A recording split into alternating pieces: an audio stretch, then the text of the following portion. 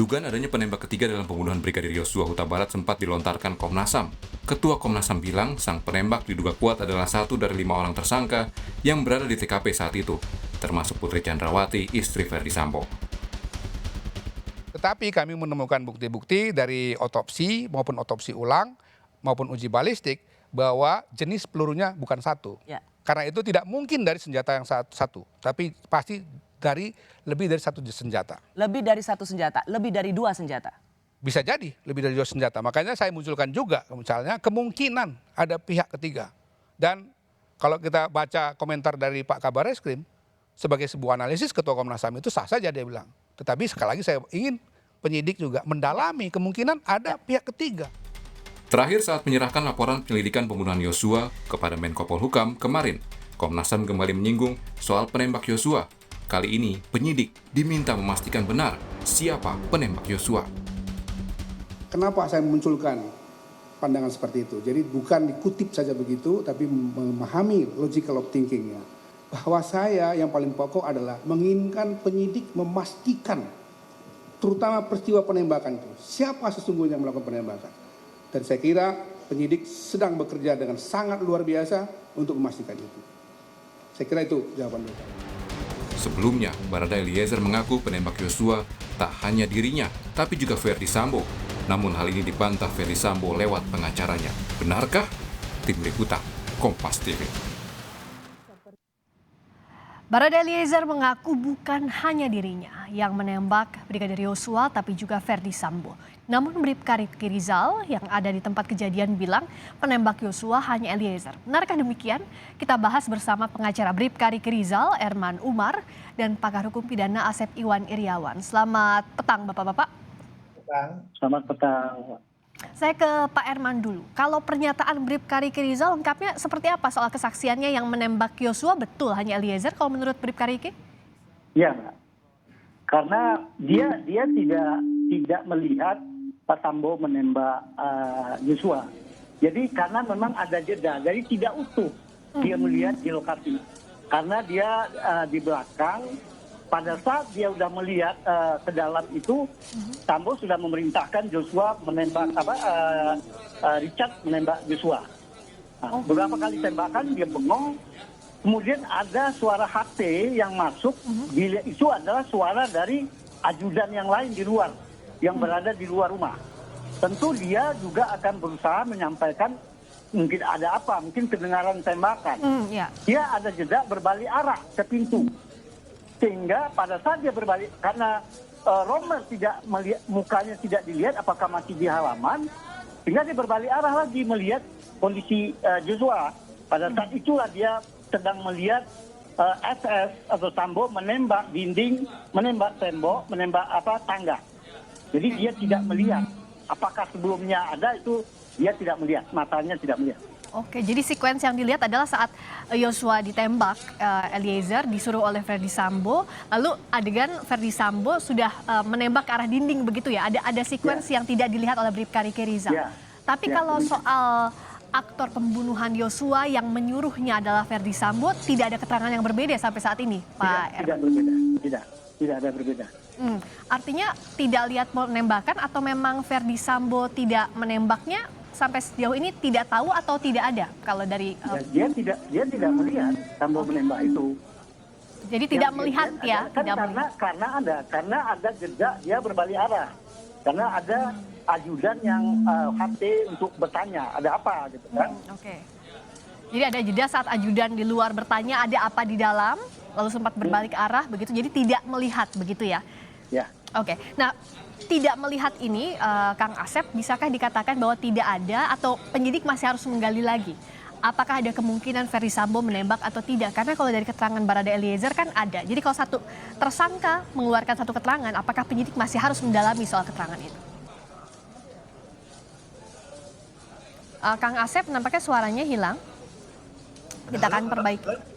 Nah, sekarang ada lagi, silakan Kang. Karena disangkakan 340 subsidiarnya 338 yaitu barang siapa dengan sengaja direncanakan ya menghilangkan nyawa. Prosesnya sudah jelas ya, siapa yang menjadi manus minista aktor intelektualitas, manus dominica, yaitu jelas FS. Di persidangan kode etik jelas tampak itu. Nggak mungkin, ya jelas yang melakukan adalah E atas perintah FS. Itu nggak terbantahkan. Soal dia menyangkal kita harus lihat di pengadilan. Ya. Yang jelas penghilangan nyawa itu kan bukan tembak-menembak, ditembak yang nembak yang melakukan E. Atas perintah. Fakta itu ketika sedang kode etik sudah terungkap. Ya.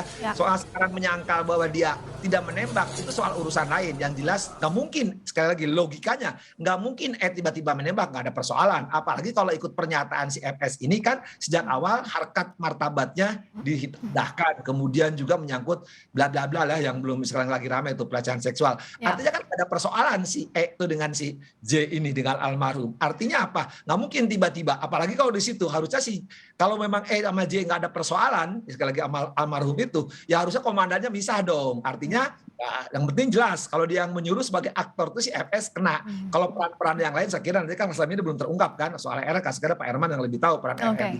Nah, tapi yang jelas menghilangkan nyawa itu mau 2 kali 3 kali terbukti jelas ada aktor intelektual dan yang melakukan, cuma melakukan itu atas perintah jabatan, tidak mungkin tiba-tiba. Nah sekarang tuduhan Komnas dan lain ada pelaku lain nggak ada persoalan, paling kan tidak terlibatkan itu turut serta berikutnya. Nah sekarang Komnas menyatakan ada pihak lain, mau ketiga, kelima, ketujuh sampai hantu belau pun nggak ada urusan, yang penting. Jadi yang ditegaskan Kang Asep begini, jadi siapapun yang ikut menembak Yosua, aktor intelektual ini tidak meniadakan unsur di pasal pembunuhan berencana 340 itu? Tepat, kamu masih ingat kuliah saya di kampus ya. Jadi bahwa aktor intelektualnya jelas FS kan, nggak ada yang aktor intelektual lain. Nah sekarang peran-peran lainnya sebuktikan. Kalau ini kan kita ikutin di media ya cuman ya ketahuan. Nah sekarang ada berita baru dari Pak Herman tentang RR. Nah tinggal nanti sejauh mana apakah dia membantu atau ikut serta nanti kita lihat kan karena kita belum jauh keterangan RR. Cuman penghilangan nyawa oleh FS sebagai aktor intelektual itu fakta yang tidak terbantahkan. Soal dia menyangkal tidak itu soal lain, yang jelas menghilangkan nyawa jelas dilakukan oleh E tapi atas perintah jabatan ya. Cuman soal sekarang FS melakukan nyangka kita lihat tadi di pengadilan lah ya, bisa dibuktikan tuh gampang kok nanyanya ya dia dia rutin atau bohong itu kan ketahuan. Tapi kan kalau namanya sutradara kan bisa cerita lain, ceritanya A, B, C, D bisa lain. Tapi kita kan fakta udah tidak terbantahkan di sidang kode etik maupun di sekarang sementara berita acara disangka, nanti kita tidak dakwaan ya. Ya, jadi nanti dibuktikannya di pengadilan. Kalau Pak Herman sekarang kalau Bribka Riki Rizal, apa keterangan yang masih digali dari penyidik yang masih dimintai keterangan lebih lanjut dari Bribka Riki Rizal? Pada hari ini sebenarnya saya kira hari ini memang ada pemeriksaan lanjutan atau tambahan ya. Ternyata kan saya mendampingi kira-kira 4 hari yang lalu. 4 hari yang lalu itu judulnya berita acara lanjutan, di mana pertanyaan itu lanjutan itu pada saat itu ada sekitar 20-an pertanyaan sehingga totalnya lebih dari 200 pertanyaan dari yang lama-lama. Ternyata saya tanya kok sekarang sampai di Mabes Polri di Barreskrim Pak Herman sebenarnya hari ini kita tidak ada tambahan berita acara, tetapi ada petunjuk dari kejaksaan kan ada P19 ya, ada petunjuk. Jadi jangan dibuat berita acara lanjutan, tapi diganti dengan berita acara tambahan. Berita acara tambahan. Jadi hari ini hanya penggantian yang lama, lanjutan dengan judul yang baru. Tambahan. Berita acara tambahan. Isinya pertanyaan jawaban yang lama di copy paste, kemudian ditandatangan ulang. Jadi itu intinya. Kang Asep bisa menjelaskan ini, karena kan ini teknis soal hukum acara, tapi setidaknya publik harus tahu apa bedanya berita acara lanjutan tadi dengan berita acara tambahan. Kalau tadi kata Pak Herman ada arahan dari kejaksaan soal ini. Gini prinsipnya di kepolisian itu berita acara tidak hanya lanjutan, pertama bisa 1-2 kali diperiksa berkali-kali nggak ada masalah kan, karena itu ada dasar untuk membuat dakwaan. Makanya tidak salah kalau Jaksa Agung Muda Pak Fadli memberikan petunjuk supaya jelas perannya masing-masing gitu kan. Nah ketika perannya masing-masing, kalau udah jelas sama FS itu ya udah fakta. Yang jadi masalah itu kan RR sama KM gitu kan. Nah kalau saya katakan kan di acara ini sore-sore dengan Aiman tuh kan, hati-hati membantu sama ikut serta atau menganjurkan ya. Itu harus perannya. Nah sekarang kan fakta dikemukakan R itu melihat, tidak tahu dan sebagainya. Maka mungkin itulah yang mungkin diminta oleh kejaksaan, catatan itu harus jelas perannya ya. Tapi kalau menghilangkan nyawa itu sudah fakta tidak terbantahkan. Cuman apakah sekarang RR maupun KM menghilangkan nyawa, di mana dia peran sertanya? Kan hukum tuh siapa, berbuat apa, bagaimana dilakukannya. Nah, apa yang dilakukan oleh RR sama KM kita kan nggak tahu karena selama ini kan tidak nampak. Bahkan mungkin catatan saya ya agak mungkin catatan itu setiap pemeriksaan harusnya wajib didampingi penasihat hukum kan ancamannya mati. Ya. Kalau RR baru muncul dengan Pak Herman selama ini saya aneh ya. Apakah RR KM tidak didampingi oleh penasihat hukum? Itu ringkat hati-hati loh bisa batal demi hukum. Ini ancamannya lagi ancamannya mati loh, lebih dari 5 tahun wajib didampingi penasihat hukum pasal 54 55 atau Miranda Rule. Ya jadi kalau selama ini RR KM kalau kita sama ganti-ganti pengacara kan, tapi kita tahu cerita semua dan pengakuannya udah jujur kan dapat JC kan.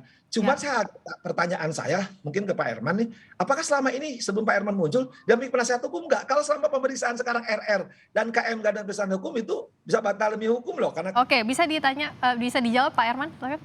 Baik, Mbak. Jadi gini Pak Asep, sebelumnya memang saya dengar sudah ada pengacara di awal itu sudah ada. Saya tidak tahu persis dari mana, cuma kalau tidak salah saya dengar mungkin dari kantor Pak Arman Anies juga yang ditunjuk Pak Sambo. Sehingga kenapa selama ini tidak berkembang? Karena makanya keluarga juga minta diganti, kurang adalah komunikasi antara penasihat hukum dengan pihak keluarga. Ini keluarga was-was bagaimana perkembangan RR ini itu tidak tahu, tidak ada tidak terungkap gitu kan. Dia khawatir jangan-jangan ini sebenarnya bagaimana, jangan-jangan jadi korban si RR. Dan jangan apa benar anaknya atau suaminya sebagai pembunuh atau membantu, bagaimana kan menimbulkan tanya sehingga akhirnya suatu saat muncullah ke kantor saya bertanya, kemudian mau Bapak mendampingin RR, saya bilang siap. Nah, sejak itu saya mulai tanggal 23. Tanggal 23 itu pun baru ketemu dan belum ada BAP. Jadi saya masih terbatas. Dan saya baru banyak ketemu dengan RR pada saat rekonstruksi. 23 itu 23 Agustus Pak Herman, maaf ya. Oke. Tanggal 23 itu 23 Agustus baru. Agustus. Oke. Nah, kemudian saya menyampaikan ke publik juga karena saya baru tahu seolah-olah baru terungkap, baru mulai terbuka si RR ke dalam berita acara yang benar itu. Ya. Saya kira pada saat keluarganya itu karena dia sempat menangis setelah keluarganya meminta dia terbuka. Nah, tapi ternyata saya lihat, saya kan baru mendapatkan BAP, saya minta BAP, nggak dapat, akhirnya saya surat ke Dir, Cipinum, akhirnya beberapa hari kemudian dapat, saya baca. Ternyata beberapa hari setelah yang dianggap skenario, pemeriksaan skenario, ternyata setelah itu di Bareskrim nggak berapa hari, dia sudah mulai terbuka.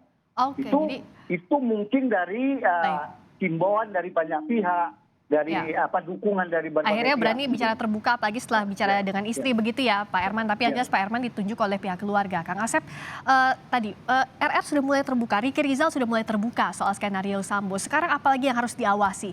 Terutama penyidik yang harus hati-hati agar berkasnya segera lengkap tentunya.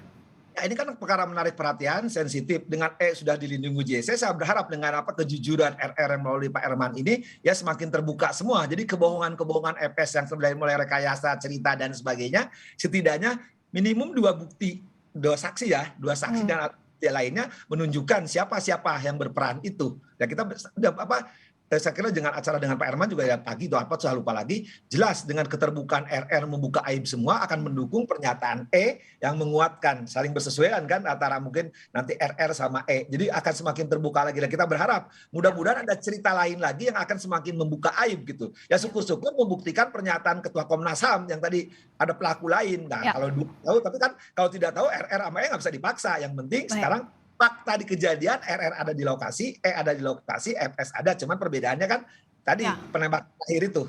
Yang jelas semakin banyak tersangka yang bicara jujur akan semakin mudah untuk mengungkap fakta, membantu penyidik. Terima kasih Pak Herman Umar, terima kasih Kang Asep Iwan Iriawan telah bergabung di Kompas Petang.